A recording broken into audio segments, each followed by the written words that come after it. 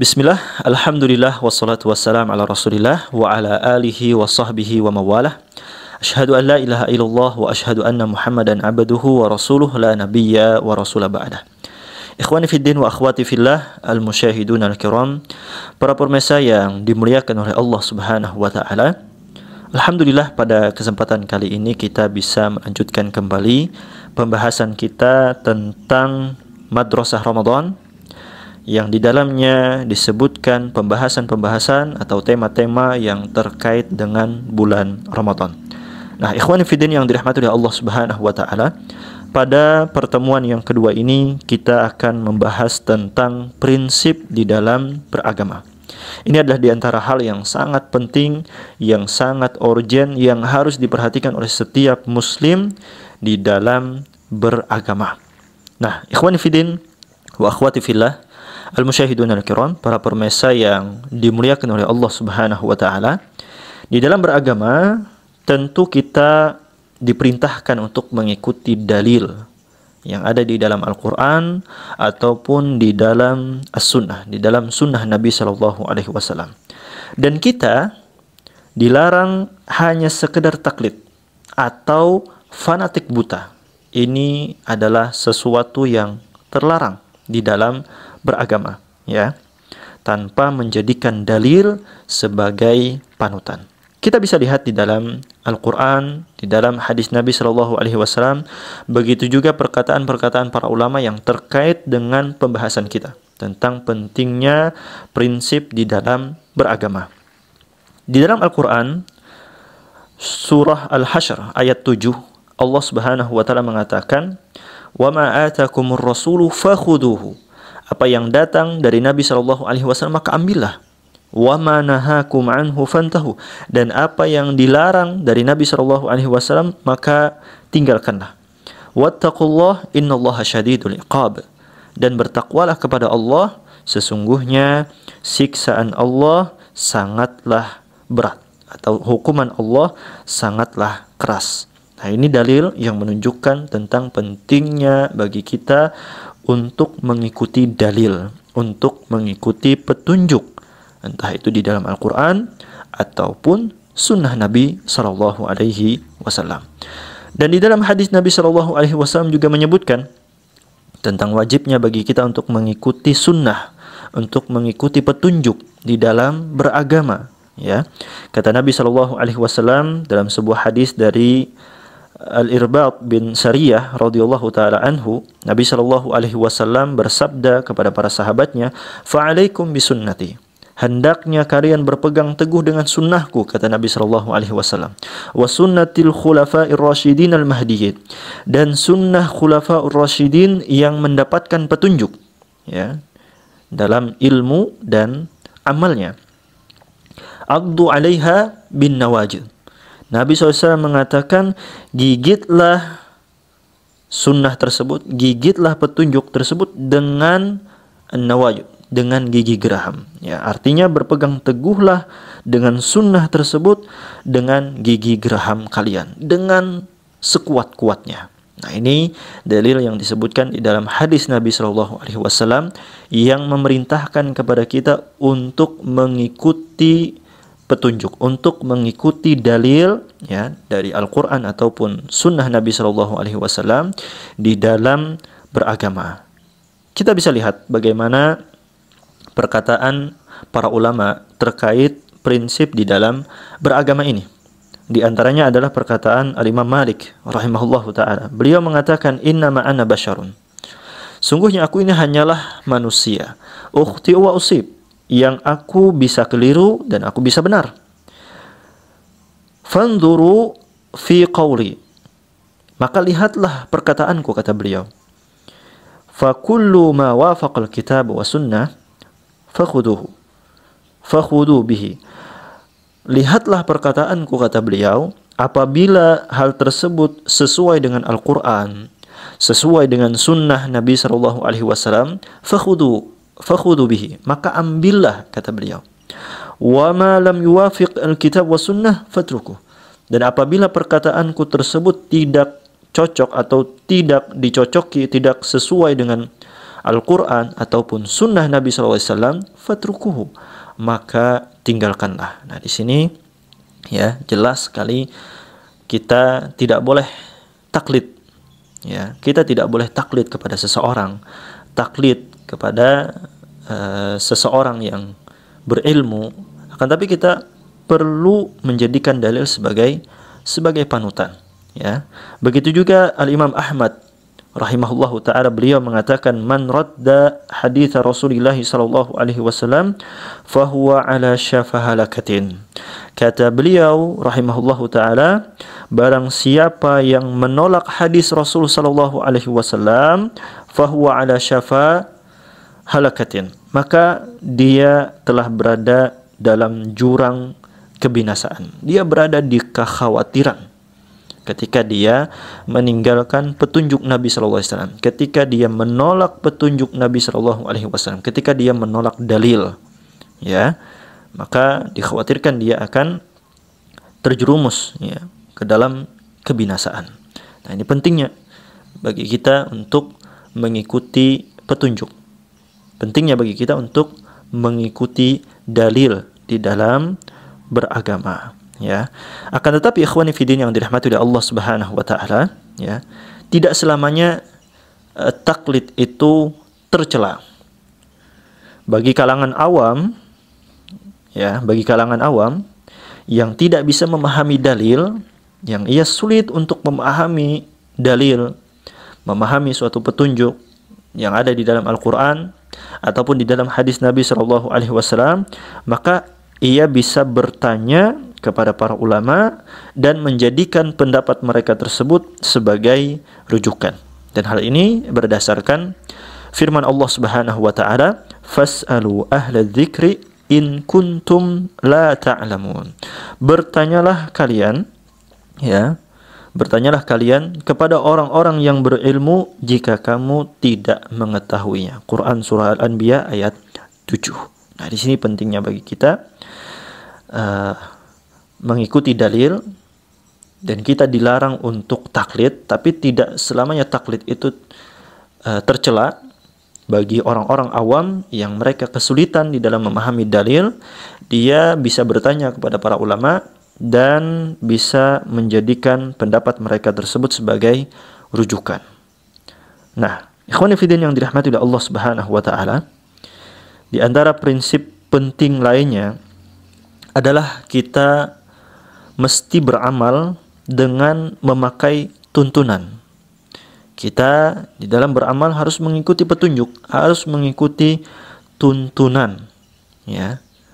Melakukan ketaatan, melakukan ibadah harus mengikuti tuntunan, dan tidak bisa atau tidak boleh direka-reka, tidak boleh dibuat-buat. Harus ada dalil yang menjadi pegangannya. Dan para ulama menyebutkan sebuah kaidah yang penting di dalam beribadah kepada Allah. Kata mereka, al-aslu fil ibadah haram, at-tahrim. Hukum asal daripada ibadah itu adalah haram, tidak boleh dikerjakan.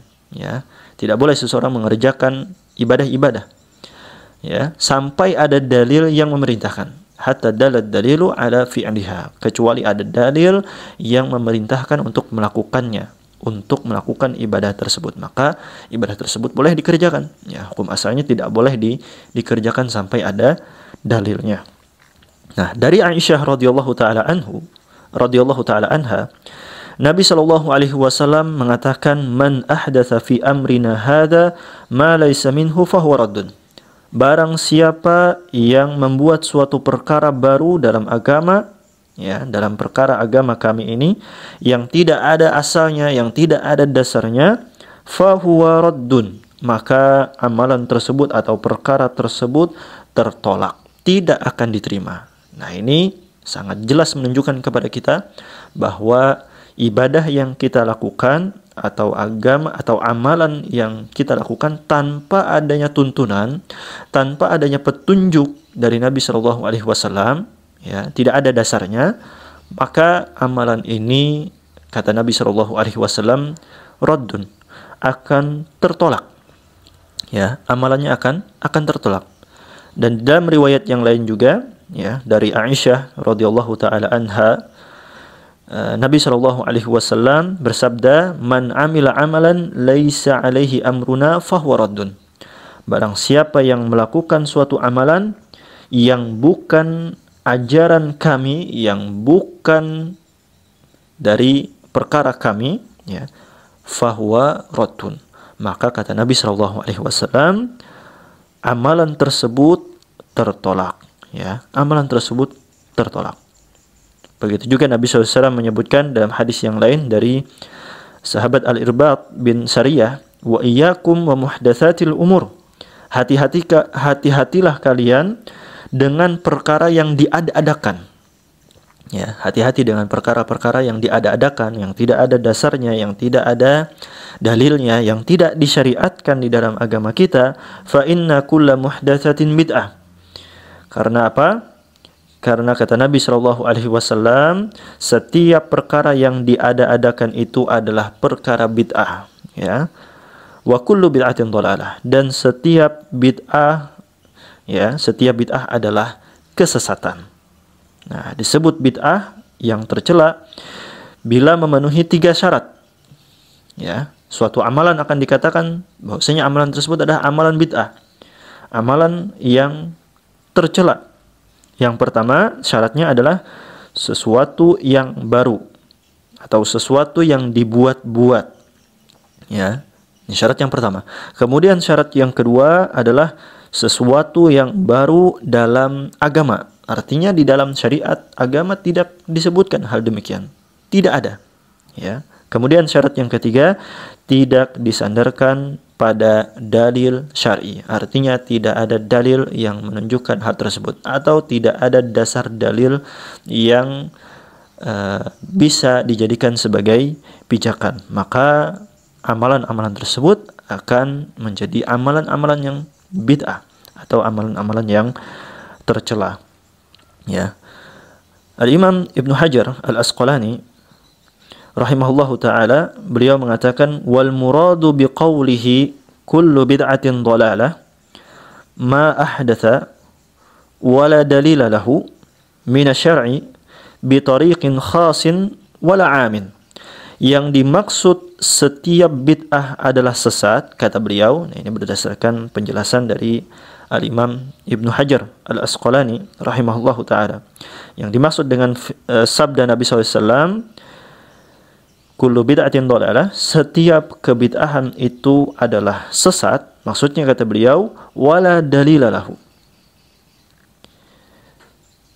Setiap amalan tersebut, ya,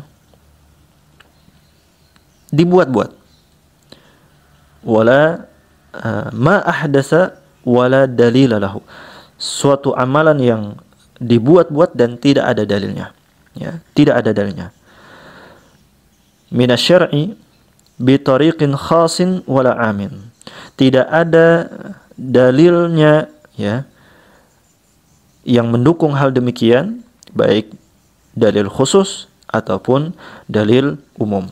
Nah, ini penjelasan atau perkataan Al-Imam Ibnu Hajar Al-Asqalani rahimahullahu ta'ala. Yang dimaksud dengan setiap kebid'ahan itu adalah sesat, maksud beliau setiap amalan yang dibuat-buat dan tidak ada dalil pendukungnya, tidak ada dalil syaraknya, ya, baik dalil khusus ataupun umum. Nah, dan sahabat Ibnu Umar radhiyallahu taala anhuma, beliau mengatakan, kullu bid'atin dhalalah wa in ra'ahan nasu hasanatan. Setiap kebid'ahan adalah sesat, walaupun manusia menganggapnya itu adalah sesuatu yang baik. Ya, walaupun banyak manusia menganggap bahwasanya, oh, ini amalan adalah amalan yang sangat bagus, amalan yang sangat luar biasa, keutamaannya sangatlah dahsyat misalnya. Akan tetapi amalan tersebut tidak ada dasarnya. Amalan tersebut tidak ada dalilnya, ya, tidak ada dasarnya, maka perkara tersebut tetaplah sesuatu yang tidak baik, tetaplah sesuatu yang sesat, ya, sesuatu yang tidak benar. Dan sahabat Ibnu Mas'ud radhiyallahu taala anhu, beliau juga mengatakan, ittabi'u wala tabtadi'u faqad kufitum kullu bid'atin dhalalah.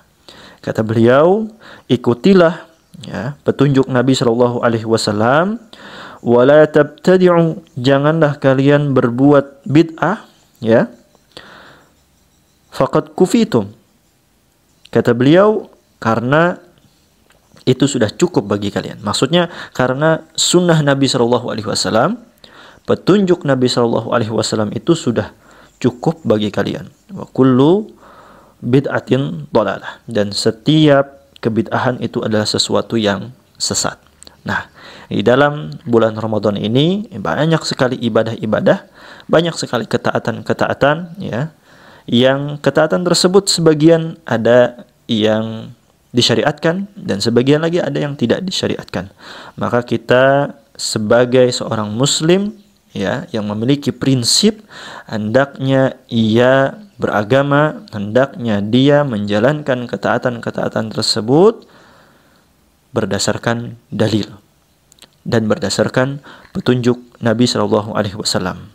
Dan ingat, hukum asal ibadah, hukum asal ketaatan itu ya, perkara ibadah itu dilarang sampai ada dalil yang menunjukkannya. Semoga Allah Subhanahu wa taala memberikan kepada kita taufiknya dan memberikan kepada kita kekuatan untuk bisa mengamalkan amalan-amalan yang disyariatkan di bulan Ramadan. Barakallahu fikum. Wa sallallahu ala nabiyina Muhammadin wa ala alihi wa sahbihi ajma'in. Wallahu ta'ala a'lam. Walhamdulillahi rabbil alamin.